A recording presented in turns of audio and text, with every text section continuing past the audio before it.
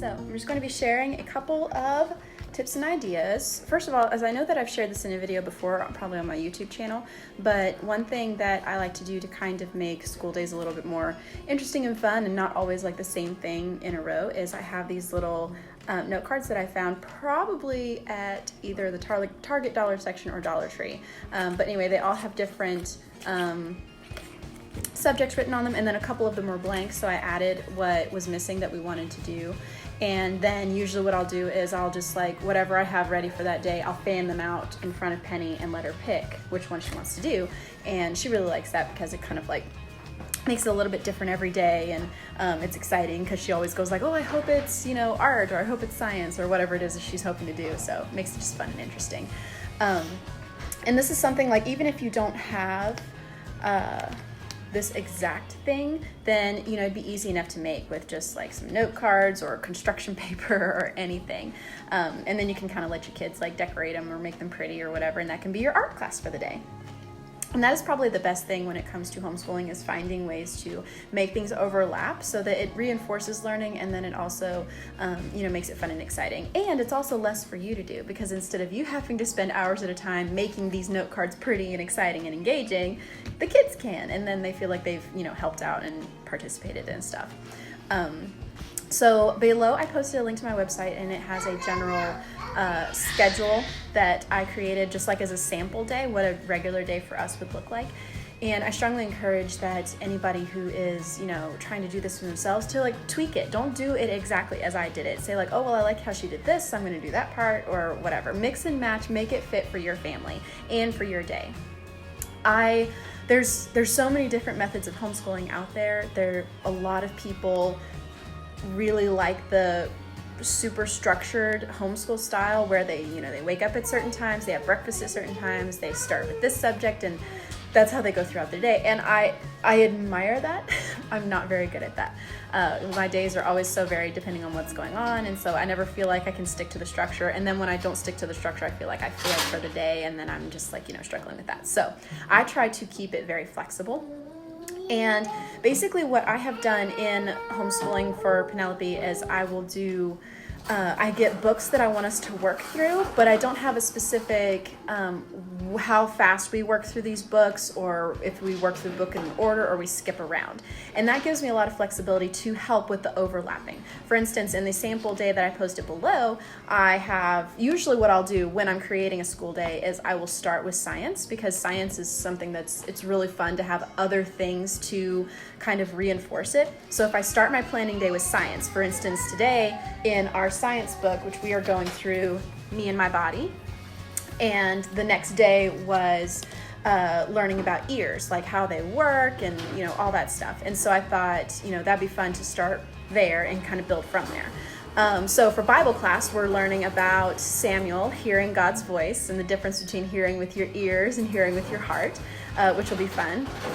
And then for physical education, we're going to play Simon Says. So hearing is important and listening is important. So that's fun. Hi, Shayna. Love you. And then for social studies, we're going to be talking about how people are heard through voting. And there's a fun Daniel Tiger episode that I'll probably put on later today to, you know, be a fun reinforcement for that learning. And we're going to talk about how like some people were not able to have their voices heard because they weren't allowed to vote. And so just kind of like a different kind of hearing and a different kind of, you know, being vocal or whatever. And so we're going to be talking about that.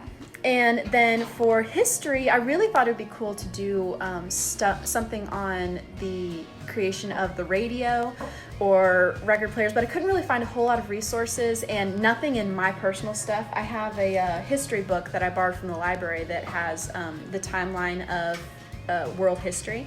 And so in there I did find the creation of television, so I decided to do that. But if you have a resource on like something like, you know, development of the record player or anything like that, that would be really cool, and I think would probably fit better with the hearing kind of plan for the day. And then for writing class, I go through and I'm having her practice write a capital letter and a small letter, and then 2 numbers. And that's what she does every school day. And so right now we're on K's and the number 9 and the number 10. So that's just what I put in the schedule, because it really doesn't matter what it is you're practicing writing. And so then I kind of used that as a building block for the reading portion of the class. I have it somewhere. We have these awesome Bob books, and so I figured for reading, she could read the letter K, since that's the letter we're writing. So that was just like, another way to kind of overlap, again, to reinforce what she's learned. And depending on whether or not your kid's struggling more with reading or struggling more with writing, depends on which one you would do first. For now, Penny is doing amazing at reading, so I'm having her do the reading first so that she can like see the letter K, and then when she goes to write it, it's like reinforcing that knowledge.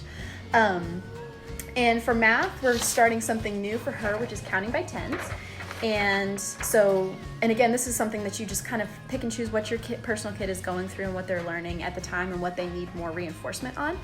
And one thing that I thought was kind of fun is they created a little maze in this paper that I had, and you have to follow the path based on counting by tens. And I thought, someone could draw that out with a piece of paper, so you don't have to have this specific thing to do that.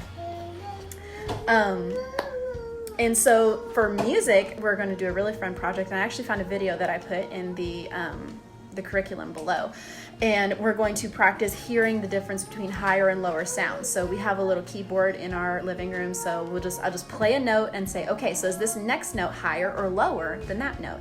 And just kind of like, another way, oh, hi, Amy, another way to just pull back the whole day being around hearing and ears. Let's see. For spelling, I honestly just went online and found spelling worksheets, and they have them arranged by week. And so that's basically what we've been doing.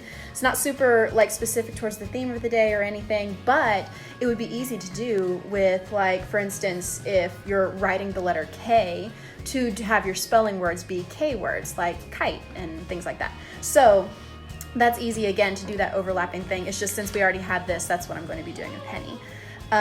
Another class that I have introduced that isn't a usual class is, I just call it life skills. And I figure if with a name like life skills, it can be applicable for everything. We can, at times we can learn about sewing and cooking and balancing checkbooks later on, stuff like that. So life skills today is going to be washing hands, which we have covered before, but I figure it's very important to recover with everything going on. I'm also going to show her about like hand sanitizer and the difference between sanitizing and washing, and difference between washing, just rinsing and using soap, stuff like that. So I'm kind of going to take what we've learned about hand washing and just take it a little bit deeper. So yeah. And now for art, I don't have it in the curriculum yet because I haven't seen if it's going to work. I'm pretty sure it is, but I just don't like to put things down unless I'm sure that they'll work. I'm going to have us either draw or print out a human face, and then we're going to make different kinds of animal ears, like elephant ears and donkey ears and I don't know, monkey ears, any kind of ears, and then put them on the face, like side by side, to see how funny humans would look if we had different kinds of ears. And then in that, we can kind of talk the different functions of different ears. For instance, elephant ears are nice and big because they can fan themselves and keep themselves cool, because they can't use their hands to do that, or, other tools. So talking about like why ears are different shapes can kind of be like a way to reinforce what we learn in science class. So that's basically my process. And since like some, people like won't have come in yet, I'm just going to kind of like just go super fast over the process again, is that I choose a subject like science to make my building block for the entire day. And I will use that to make a theme for the day. So for instance, we're learning about ears. So I try to involve hearing, listening, audible sounds as much as I can throughout the learning process for the day. And then that just is, again, is a way to overlap and make each subject reinforce each other. And, we talked about, real quick, our different kind of, instead of sticking to a super strict schedule, making it super flexible and making it be able to move around and do different things. And remember that whenever you have to make something for the activity, find a way that you can involve your kid in the making process, and that can be your art class for the day. It's like, oh, we have to make these note cards to plan our day.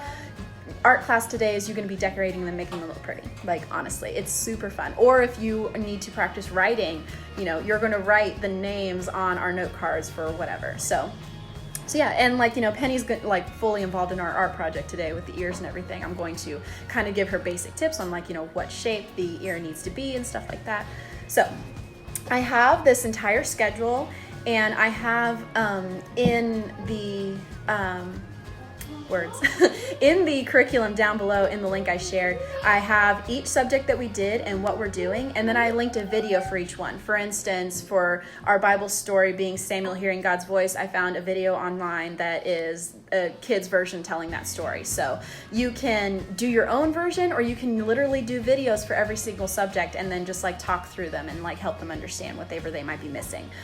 It's super, super easy to follow, so I really hope it helps.